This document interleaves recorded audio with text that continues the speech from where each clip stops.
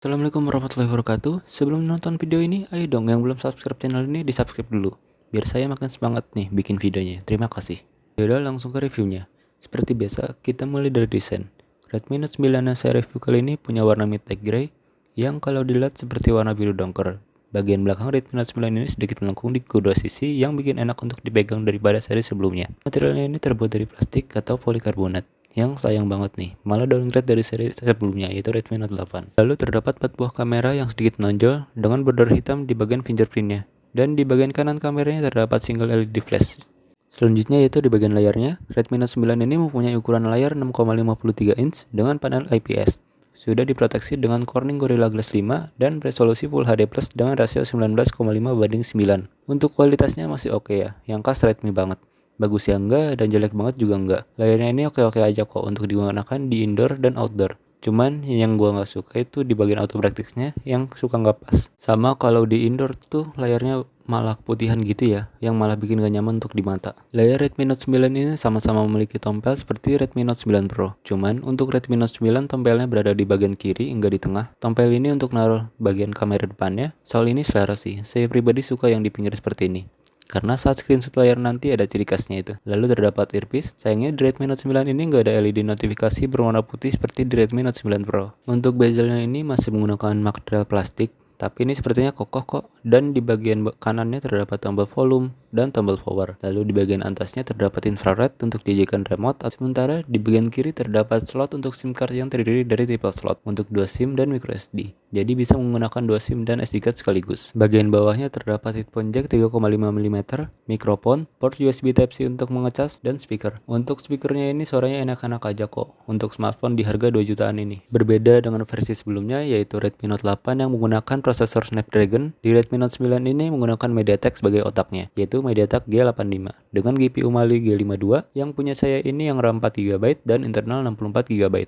Tapi ada juga kok RAM 6GB dan internal 128GB. Untuk performanya sendiri sih oke-oke aja ya. Core Antutunya juga sampai 190 ribuan, ya 11-12 lah sama Snapdragon 665 yang dipakai Redmi Note 8. Untuk digunakan berlama-lama bermain game, HP ini sih nggak terlalu panas ya, kayak prosesor MediaTek terdahulu. Di Redmi Note 9 ini ya paling cuma anget doang kok. Ini habis main AoV udah beberapa match aja ya masih anget aja, nggak terlalu panas. Dan masih stabil kok buat main game. Redmi Note 9 yang saya review ini udah saya update ke MIUI 12 yang berbasis Android 10. Hal yang saya suka dari MIUI 12 ini sih bagian UI-nya ya yang baru, seperti di bagian About Phone ya. Dan di bagian control panel MIUI 12 di Redmi Note 9 menurut saya masih terdapat banyak sekali bug. Bug yang saya suka rasakan sih tiba-tiba HP ini kayak nge-freeze gitu, dan masih ada beberapa yang belum optimal. Baterai Redmi Note 9 ini lumayan besar, yaitu berkapasitas 5020 mAh. Untuk tahanannya sebenarnya sama saja seperti Redmi Note 9 Pro, yaitu untuk screen on time-nya bisa 9 jam dari 100 hingga 10%. Dan untuk pengecasannya sendiri ini lumayan lama sih sebenarnya. Soalnya hanya mendukung pengecasan 18 watt. Ya lumayan sih. Tapi yang anehnya itu loh, di dalam kotaknya malah dikasih charger 33 watt yang jadinya tuh mubazir banget. Lanjut di bagian kameranya, Redmi Note 9 ini mempunyai 4 buah kamera belakang dan 1 kamera depan.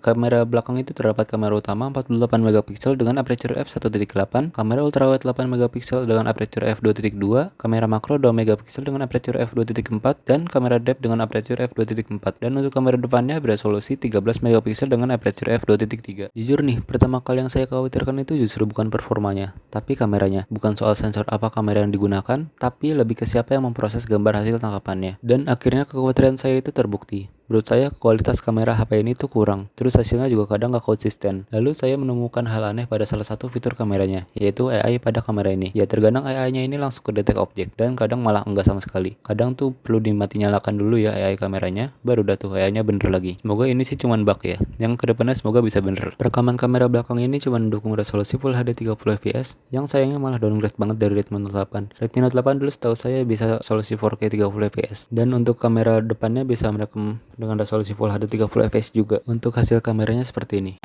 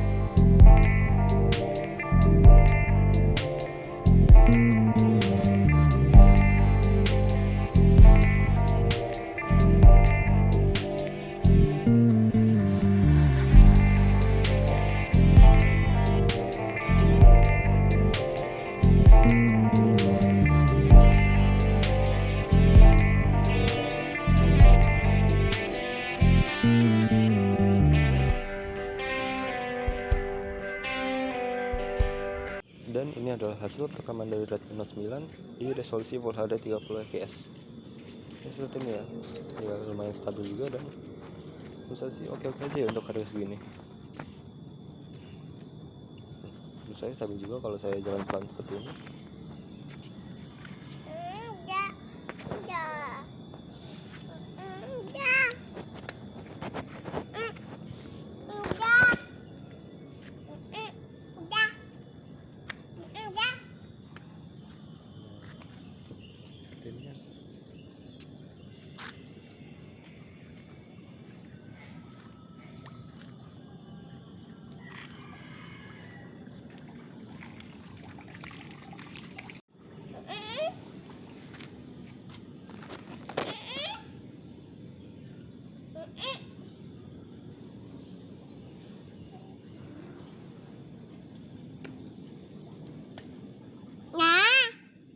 Jadi kesimpulannya, sebenarnya HP ini sih bagus untuk di harga 2 jutaan ini. Dan untuk digunakan sehari-hari juga masih enak. Performanya juga masih oke kok. Dan gak terlalu panas juga saat digunakan berlama-lama. Kameranya juga masih lumayan, apalagi kalau udah pakai Gcam ya. Jadi masih worth it sih menurut saya kalau misalnya dipakai di tahun 2021 nanti. Yaudah, sekian video dari saya. Wassalamualaikum warahmatullahi wabarakatuh.